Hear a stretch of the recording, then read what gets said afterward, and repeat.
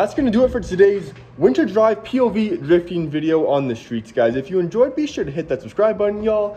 Hit that like button for more Trackhawk content, because we got lots more on the way for the Trackhawk, guys. I can't do too much because it is snowing outside. And guys, if you check the temperature for Edmonton, Alberta for the next week, it is going to get down to minus 36 degrees Fahrenheit without the wind chill. So it's going to be probably minus 45. So I can't do too much outside.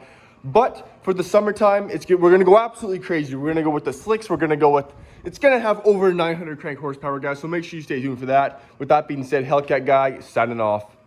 Peace.